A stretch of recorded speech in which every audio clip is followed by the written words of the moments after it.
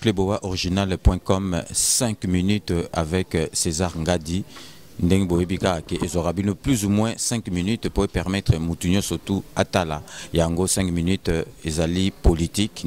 Ki 5 minutes à Kalezala qui na katikati. Mais Ndengimboka est commis décision ezwama ki na ngaimo que 5 minutes et ozasu na katikati te tozolobela makambo ya mboka où ils ont marché bien pour éveiller conscience ya peuple congolais. 5 minutes ya lelo nazali ko banda yango nanu po nakoyebisa peuple congolais ba telema conscience ya mutu na mutu et telema et sala soki et sali yango ne ko permettre biso to bengana KABILA na pouvoir. 5 minutes ya lelo nazali kolobela tout d'abord ba opposant au bazali na Kisasa. Ba opposant au bazali na Kisasa ba yebake peuple congolais pa yebake KABILA rolamuka na tongote lelo alobi ke oh non na tiki pouvoir na ko se présenter sous une élection na longwe na bokonzi na yebisi bino et puis bino moko boyebike KABILA akolongwa ka te akolongwa na pouvoir te azosala ba jeune na ye wana nyoso tout po atika la kaka na pouvoir soki azalaki mutu moko alingai kolongwa na pouvoir mbele KABILA asi alongwa ki na pouvoir. Donc bozomo na ba je oyo akomi ko tout ça ba opposant mitu po nako se maintenir na pouvoir. Yango wana ngana za ko senga na Félix Tshisekedi na syndicat Ndokolo na Jean-Claude Vwemba na Martin Fayulu na ba opposant nyoso tout oyo bazali na Kisasa ba lembisa makamba ba marche au marche pacifique aux journées mortes botika makambuana parce que makambuana KABILA akotikela kabino bosala yango tranquille maté marche pacifique arotinde la bino basoda journée morte arosala tout kaka makambu ezala mbilinga mbilinga KABILA bino moko boyebi o ngana za koloba ce que je dis tout haut c'est ce que les autres disent tout bas. Donc KABILA akota na mboka na biso na minduki akolongwa kaka na minduki azali soldat azali kolagisa ke alingi kolongwa te mais tango alingi kolongwa te botika babiloko wana Félix Tshisekedi Jean-Claude Vwemba Fayulu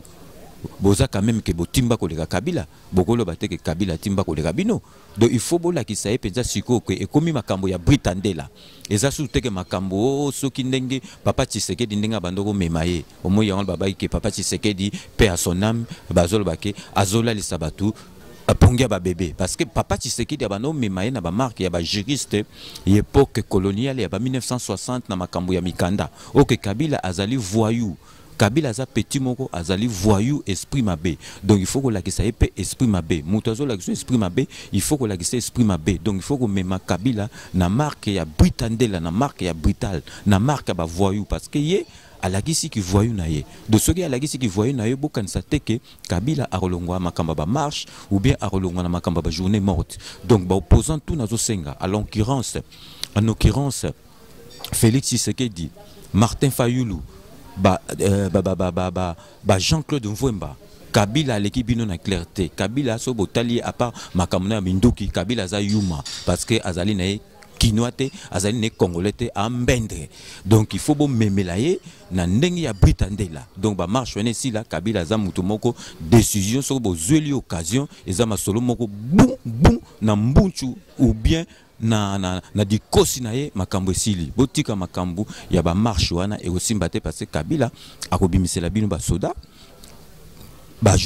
journée morte e kozala kaka mbilinga mbilinga. Donc vraiment botelemela KABILA wana po atika mboka na biso atika air na ye esi ekoki botala nanu ye moko KABILA na kasi ba image na 5 minutes ba image za raté mais ba image epesa inga mawa botala o accident salami na lemba ndenge bazako lokota batu atakutu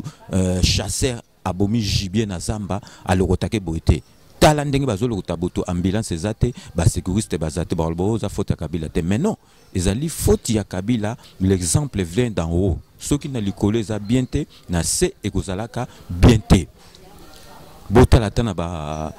babilo moko officiel au monde abat ba kotala e balati ba costume cravate au monde yo présent mobimba eloko moko officiel ozobima na batu na nelamba moko ya kaki na bajine. Ozomona teki donc aza mutu moko aza na respect na batu oyo baza entouré na été na batu oyo parce que ya wita na zamba ndenga wita na zamba azoe ba même pas que tenue oyo ezali approprié na likambo omona batu baye kotala ba ministre ba rena ministre balati ba costume ya bimine batu na ba tenue moko ba kaki ozomona teki azosaka na peuple congolais donc a considérer na ebisote yangwana azali na tina na bisote donc nazali koyebisa bino kake ba marche wana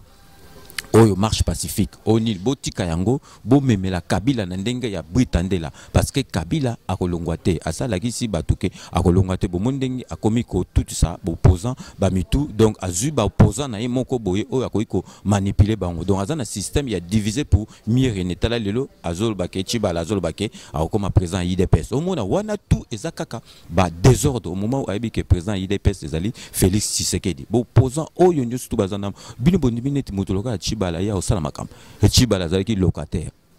ndako azalaki nango te ba nommé siko akomi premier ministre akomozo ba mbongo muyibi yo kansi Chibala ndenge azawana akotonga bandako na yete akoyiba mbongo te po abongisa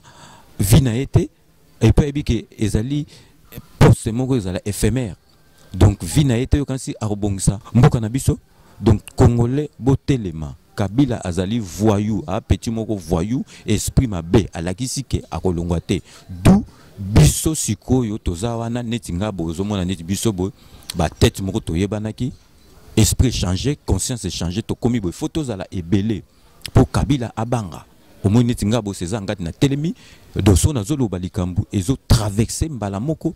ezo kende ti et pas yazali azoyo kango donc to koma ebele to banga te to tika makambo banga ona ko kensu kisasa te o Kabila robomanga mais non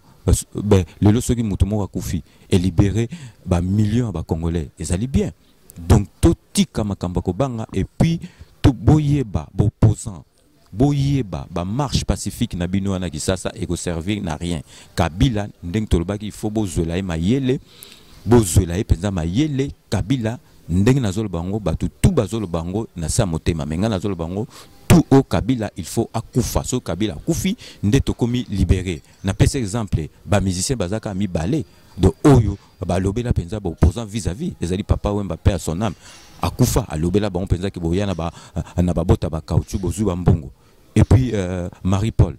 roi Pelé azali abatu ba kiparité Marie-Paul andima ko yembela Kabila te ayembela Tshisekedi abima na mboka akoma exilé awa nyoso tout neza pona pouvoir mais congolais a reconnaissante boki par Marie-Paul te et loko kana zo sabino il faut que telemela Kabila c'est un petit voyou donc Kabila akolongwa na pouvoir te soki bino bokansi akolongwa na pouvoir ezali lukuta Kabila zo sala ba jeune ewana bokomona akolongwa na pouvoir te Kabila ako se représenter pour alongwa pe yo kansi Kabila soka sala l'élection ezali akocha mutu mususu Kabila ako se présenter soka sala l'élection ezali pour tricher à gagner donc Kabila faut komemaye na Britandela komemaye na ndenga ba voyou ndenga zola sabino donc ndenga tolbarna kansi conscience à peuple congolais ko sala ndenga ya bisutu comme ko sala ndenga tolbaka na 5 minutes avec César NGADI. Nous vous laissons le soin d'en tirer vos conclusions et de nous faire parvenir vos commentaires sur votre site cléboa-original.com. D'ici là, portez-vous bien et à très bientôt. J'aurai le grand plaisir de vous retrouver une fois de plus pour vous animer ces 5 minutes avec César NGADI. Mais n'oubliez pas, tout le monde est d'accord et il en restera ainsi pendant longtemps. Kabila AKUFA en 2018, Congolais AKUVIVANGO. À très bientôt. Clé Boa, Clé Boa.